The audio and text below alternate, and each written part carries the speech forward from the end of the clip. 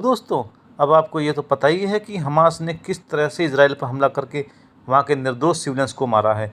लेकिन इजरायली और निर्दोष, ऐसा कैसे हो सकता है दोस्तों? लेकिन हमास के लोग इतने गुमराह थे बेचारे, उनको तो पता ही नहीं थे वो क्या कर रहे हैं। उन्होंने औरतों को भी नहीं छोड़ा, लेकिन दुश्मन की औरतों को कैसे छोड़ देते?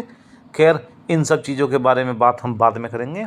सबसे पहले दोस्तों, मैं आपका अपना मोहंती यादव आपके अपने YouTube channel and Indian updates पर आपका हार्दिक स्वागत और अभिनंदन करता हूं।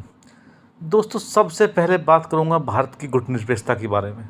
अब हमारी आज़ादी के बाद में देश की विभिन्न सरकारों ने और ख़ास तौर से नेहरू जी ने कितनी मेहनत से गुटनिरपेक्षता की नीतियों को अपनाया था, और ये मोदी जी हैं जो सब कुछ बर्बाद करने पे तुले हुए हैं।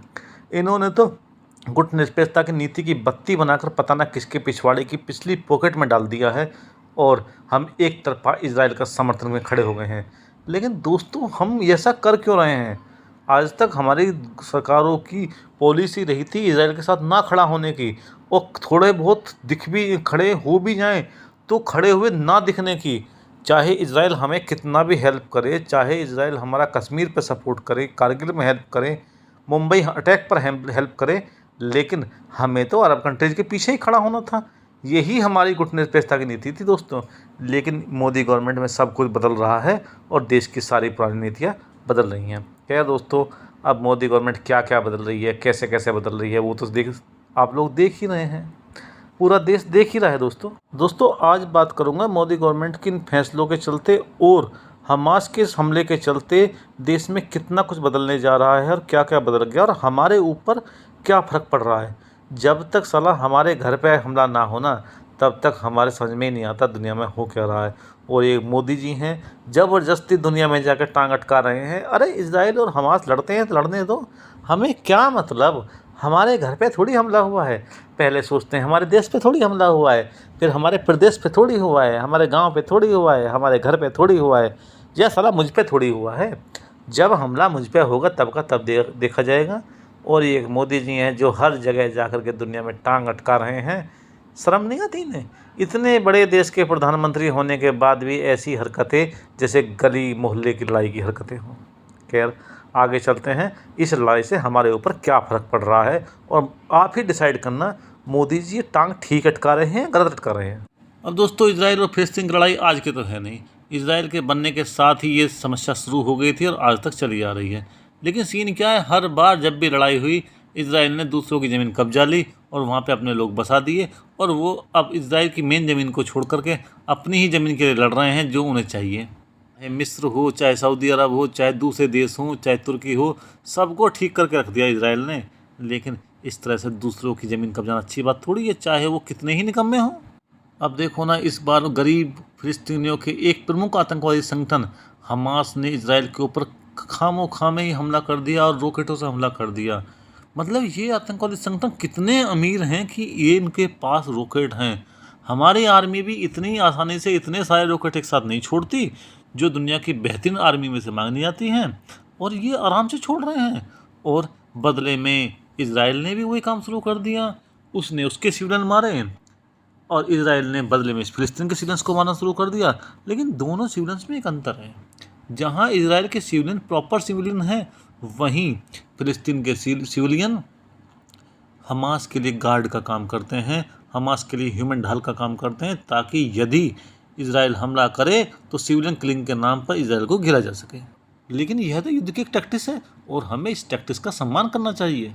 अब युद्ध की जो चिंगारी हमास ने शुरू कर दी है, वो पूरी पश्चिमी एशिया को संभव है अपने लपेटे में ले ले। लेकिन इससे हमें क्या फ़र्क पड़ता है? हमें फ़र्क पड़ता है दोस्तों, मज़े वाली बात मज़े की है, लेकिन हमें फ़र्क तो पड़ता है। अब फ़र्क क्या पड़ता है? अभी अभी हम G20 के खुमार से बाहर भी नहीं आए हैं, और उसमें जो हमने अचीव किया था उस पर ही सवाल निशान लग जा रहा है। G20 में हमारी सबसे बड़ी कामयाबी हमारे अत्यंत महत्वाकांक्षी project India middle east economic corridor था, जिसमें इजराइल भी शामिल था। और लेकिन इस हमले के बाद में इस कॉरिडोर के भविष्य पर ही प्रश्न चिन्ह लग रहा है कि यह कॉरिडोर कब कंप्लीट होगा, इसमें कौन कौन शामिल होगा, कौन कौन हेल्प करेगा, कौन कौन इसमें हेल्प नहीं करेगा। और सबसे बड़ी बात, भारत और अमेरिका इसे चीन के BRI के टक्कर पे बना रहे थे, लेकिन इजराइल और हमास का यह युद्ध चीन के लिए तो बैठे बिठाए खीर मिलने वाली बात हो गई है। बिना कुछ करे धरे उसे तो जैसे सोना पा गया हो।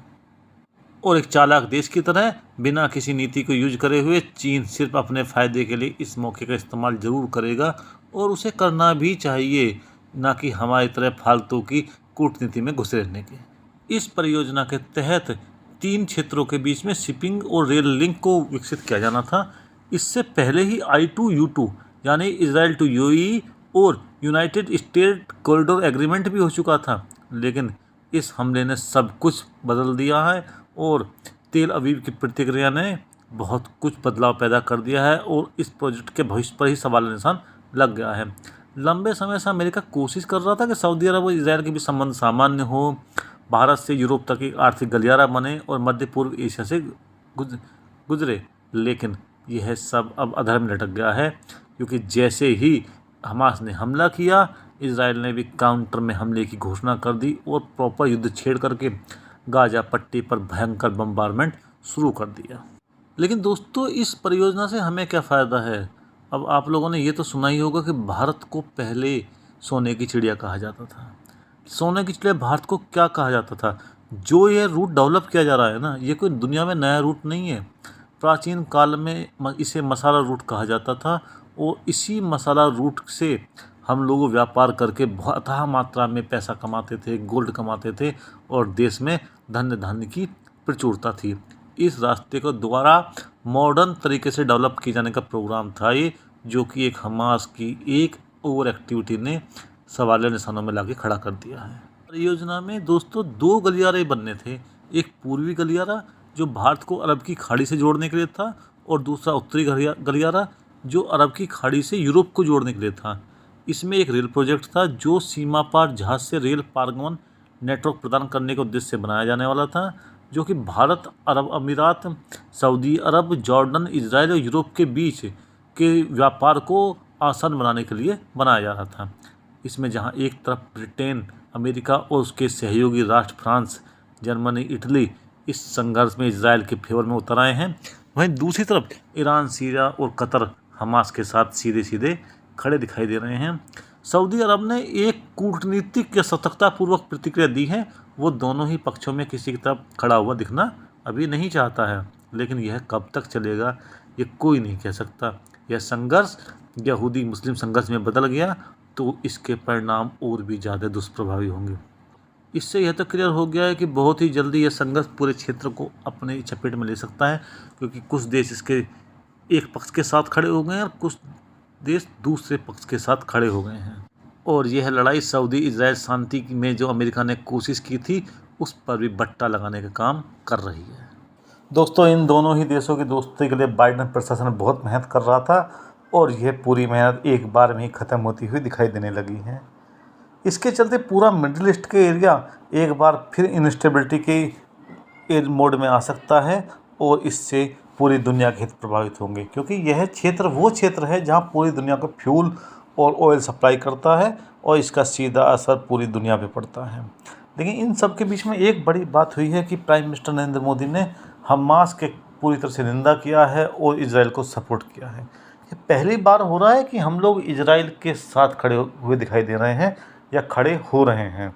इससे पहले हम कभी भी इजराइल के साथ सीधे सीधे खड़े नहीं होते थे, जबकि इजराइल जब भी हमें ज़रूरत पड़े, चाहे 99 का वॉर था, चाहे मुंबई हमले थे, जब भी या कश्मीरी मिलिटेंसी भी थी, हमेशा इजराइल हमारे साथ खड़ा रहा था।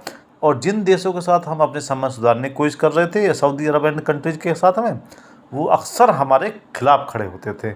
लेकिन हमारी लोकल राजनीति हमारे राष्ट्रीय हितों पे हमेशा भारी पड़ती आई थी और इसलिए हमने 92 तक तो इजराइल का साथ प्रॉपर राजनीतिक संबंध ही नहीं बनाए थे।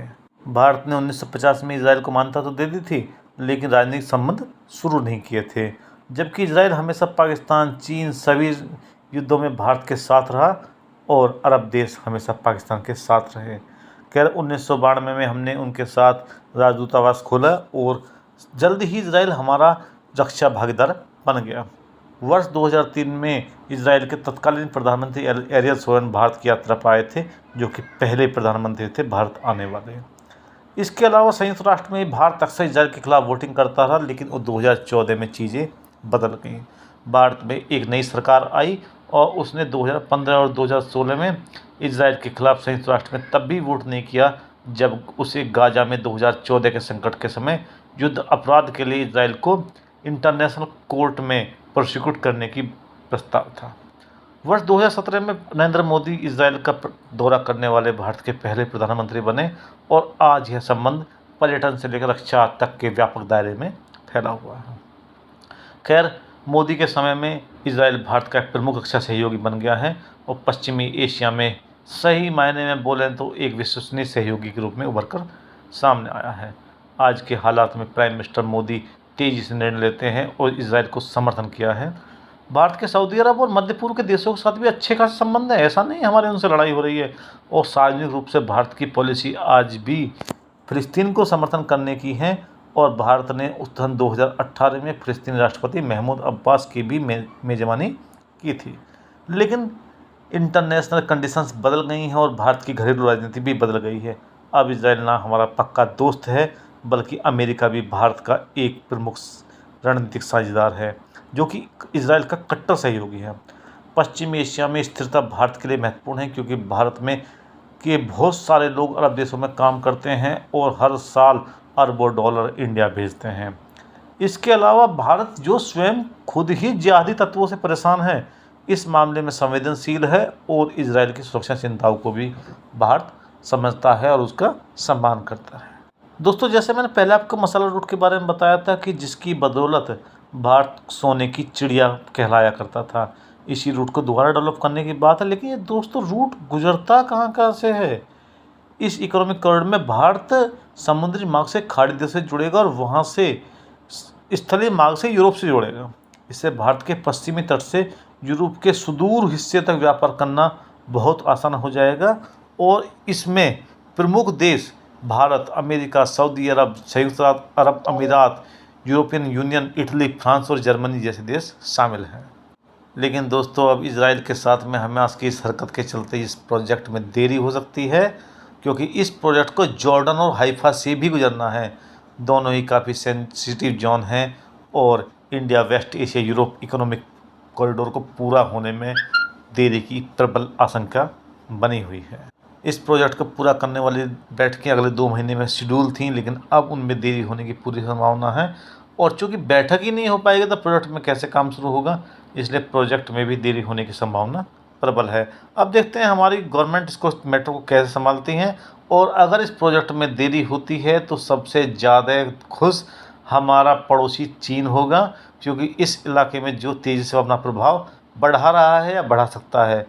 और जहां चीन एक तरफ BRI को बढ़ावा दे रहा है, वहीं सऊदी अरब और ईरान के बीच दोस्ती भी करवा रहा है और ईरान इस समय पूरी तरह से इजराइल के ख़िलाफ़ है और सऊदी अरब पूरी तरह से ना इजराइल के साथ है और ना हमास के ख़िलाफ़ है। अब भारत सरकार का ये फैसला वर्तमान में तो काफ़ी अच्छा लग रहा है कि हम इजराइल को खुलेआम समर्थन दे रहे हैं और आतंकवाद के साथ खड़े दिख रहे हैं, लेकिन एक्चुअल में ये फैसला कितना अच्छा है ये तो आने वाला भविष्य ही बताएगा। लेकिन दोस्तों, इन सब के बीच भी हम राजनीति करने से बाज नहीं आ रहे हैं और हम अपने राजनीतिक नफ़ा नुकसान के चलते ही अपने हमारी पार्टियां स्टेटमेंट दे रही हैं।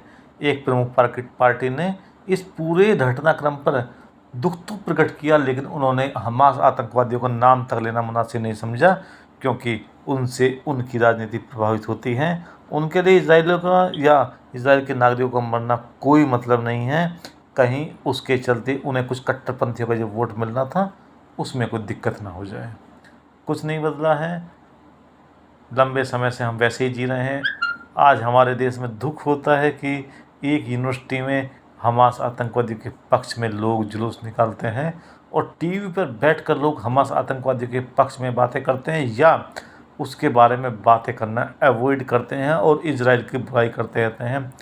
हो सकता है इजराइल में 20 कमियां हों, हो सकता है इजराइल ने अत्याचार किए हों, संभवतः इजराइल ने सब कुछ किया हो, लेकिन इजराइल के निर्दोष नागरिकों को क्या मतलब था? उन्हें क्यों मारा जा रहा है? क्यों मोटरसाइकिल पे बैठा करके इजराइल की औरतों को घसीटा जा रहा है, लेके जा रहा है, उनकी हत्या की जा रही है? वो जघन्यतम काम किए जा रहे हैं जो नहीं किए जाने चाहिए। लेकिन वो तो आतंकवादी हैं, ब्रेन वॉश्ड हैं, हो सकता है कुछ सताए हुए भी हों, लेकिन क्या इतने सब के बाद में इजराइल की औरतों के साथ, बच्चों के साथ जो अमानवीय चीज़ें की जा रही हैं वो सही हैं? शांतिप्रिय लोगों को इस विषय में भी सोचना चाहिए। और जो लोग डायरेक्टली इनडायरेक्टली हमास का समर्थन कर रहे हैं उनको अपने गिरेबान में झांकना चाहिए। और दोस्तों, ईश्वर से दुआ करो हमें भारत में ऐसे दिन कभी ना देखने पड़े, हमें भारत में ऐसे दिन कभी ना देखने पड़े। अगर हमें ऐसे दिन देखने पड़ गए तो हमारे नेता तब भी ये डिसाइड करेंगे कि उनका पॉलिटिकल बेनिफिट कहाँ पर है। इसलिए देश के भविष्य के बारे में, अपने भविष्य के बारे में सोच समझ के फैसला करो, क्या करना है क्या नहीं करना है। ऐसा ना हो मानवता के ऊपर वोट बैंक पॉलिटिक्स जीत जाए। खैर दोस्तों, वीडियो को लंबा ना करते हुए मैं इस वीडियो को यहीं पर समाप्त करता हूँ। दोस्तों, यदि आपको वीडियो पसंद आया तो आप चैनल को सब्सक्राइब, वीडियो को लाइक ज़रूर करें। जय हिंद दोस्तों, वंदे मातरम, भारत माता की जय।